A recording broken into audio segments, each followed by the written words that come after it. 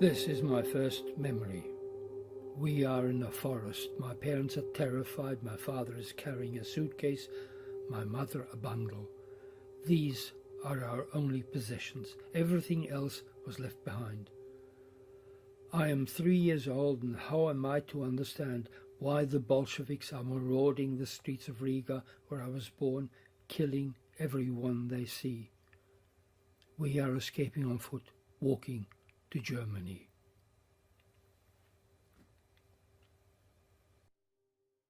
Fast forward to Germany. We are in a labour camp. Father works on trams outside the camp, mother somewhere else. I see them seldom. I'm always hungry. I'm locked up in the camp to ensure my parents won't escape. I'm in a place with many other children, all as sick as I. The stench from our suppurating sores fills the air. Memory shoots forward. Germans store vast amounts of coal in their cellars, and we are in such a cold cellar, sheltering along with German soldiers from an air raid. Mother is nursing my sister, 6 months old. My father isn't with us. He's somewhere else in the burning city. Bombs explode all around us, and a direct hit heats the coal, and the coal releases a lethal gas. Screams, panic. The choice is being gassed or burnt alive.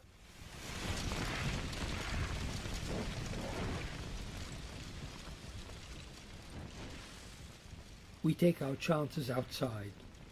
Heilbronn is an old city. Wooden beams that supported massive structures float on the heat like matchsticks. Hair is instantly singed. Clothing is on the point of catching fire. We are in a cauldron of flames, and people make for any dark spots anywhere, aware that there are landmines. We get through, others don't. The buildings of our camp have vanished. Heilbronn has vanished. There's nothing but burning rubble and shrunken, bloated corpses. But in the middle of the burning mayhem, my father steers to the highest and darkest ground he can find, where miraculously he meets Mum. There are rumours the Americans are coming. We are in a holding camp when they arrive, bearing gifts: Olivetti typewriters, brown sugar and toilet paper, all useless for a starving and shattered people. The movie fast forwards. We are on a battered, rusty ship, recently brought up from the bottom of the ocean. The sea churns, the waves threaten to engulf, the sky darkens, and our rust bucket could once again return to the deep. But we don't care. We are going to Australia, the land of milk and honey. And milk and honey it is. In the mornings, food is piled on trestle tables, and there's no one to stop us taking as much as we like. There are no guards, no guns, no bombs. Just lashings of milk in ice-cold jugs, and mincemeat on toast for breakfast. And there is lunch and an evening meal as well. Our astonishment lasts for a week, and then it has to move on to make room for the next astonishment. I learned that we are to stay here in Bonegilla for the next 2 years. My sister and I go to school, lots of kids, different nationalities, different ages, all crammed in a one room, supervised by a bewildered-looking teacher. We learn English almost by osmosis, not from her, but from the older kids. Dirty words first, of course. My father works for the Australian government driving trucks, and my mother works in the kitchens, and at night they attend compulsory classes in English. And one weekend this little group decided to practice their newly acquired skills outside Bonegilla. So they got themselves to this little corner shop, went inside, and there was Bob, a real Australian guy, who said, "My name's Bob, good day, you're welcome." expecting them to introduce themselves as well. So one of the women came forward and said, "Emma Chiswick." He said, "Good day, Emma, you're welcome." She said, "No, no, no, no. Emma Chiswick," pointing at the pies. "How much is it?" My parents and their age group had trouble with English all their lives. In Bonegilla, outside our hut, there was a patch of dirt. My father planted tomatoes. These were absolutely incredible tomatoes because one day my sister Birgitta got stung by a bee. Swelling came up, so he got a tomato, cut it in half, applied it to the wound. It drew out the barb. Not only had they medicinal qualities, but they had this wonderful, wonderful taste. How much is that dog in the window? As a 12-year-old, alliances are all important.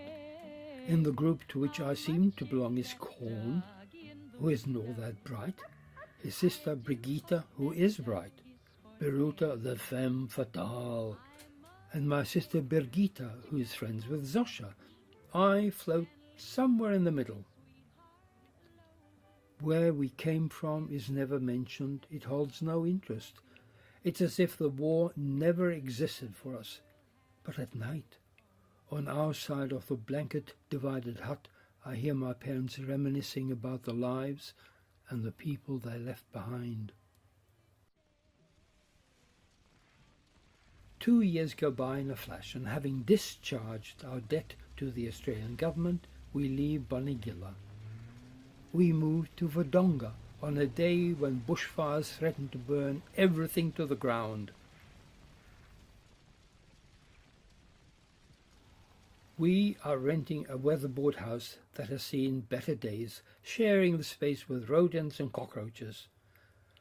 Father is driving a third-hand Austin, which he is paying off by installments. Money is very tight, no room for luxuries, but life feels good, full of promise. Radio is our link to the world of imagination.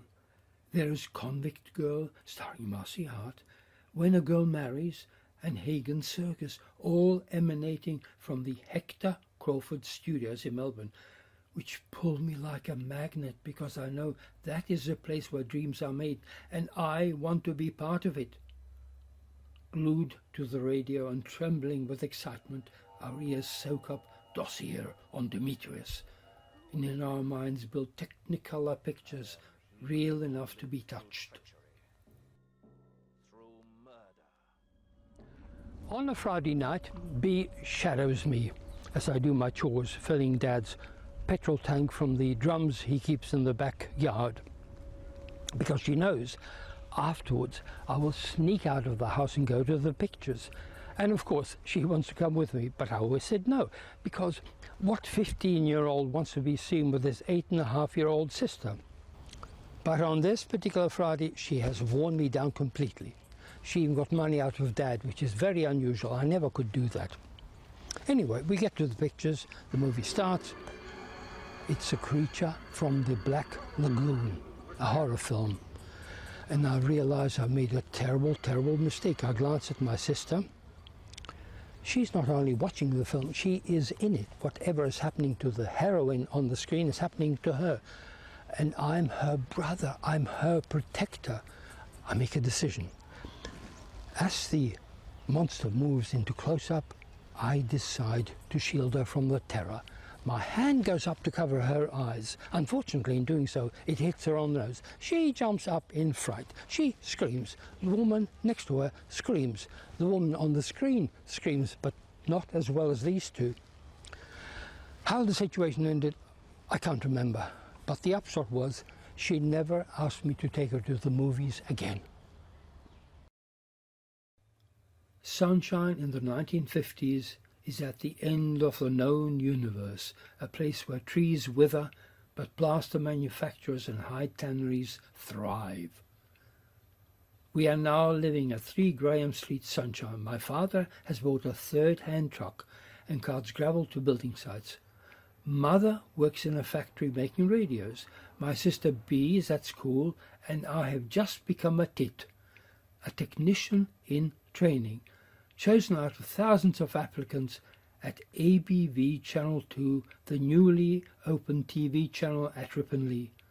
Oh, my dreams are big. I write a script for a film worthy of Cecil B. DeMille himself, because I have decided to become a film director. I invest all my money in a second-hand Palard Bollock 16mm film camera. At the back of our house, Father has built a makeshift workshop for his truck. I managed to persuade him to allow me half the space where I start building a set for my film. The walls are made of stretched hessian, covered with newspaper, which I paint to resemble wallpaper. The props I find in rubbish tips and in second-hand shops, and cart home on the red Rattler, the drafty trains that criss-cross Melbourne. So now I have a story, a camera and a set. My friend Wally Borkett is willing to work the camera now and then, but what about the main actor in my story? I find that no one is willing to commit themselves to countless weekends that could go on for months. So I decided to play the part myself. If Orson Welles could do it in Citizen Kane, why not I? Angel with the Scar takes me 3 years to complete and drains my resources and friends. But then a miracle occurs. ABV Channel 2 is doing an interview with a visiting big shot from London, and I am operating a camera.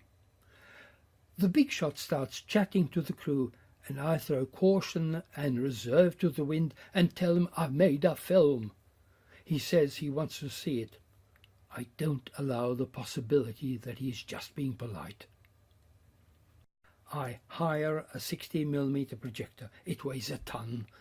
I get on the red Rattler and lump the projector right across town and then by foot to where the big shot is staying. He's there with friends, all smoking cigars. I set up the projector, lace up the film, which is the editing copy, the only one I have, consisting of short bits of film glued together. I douse the lights and, heart in mouth, press the start button. There's no soundtrack, so all we hear is the whirling of the projector. The first 3 slices pass through the projector, but the 4th joint falls apart. The film vanishes and the screen turns white.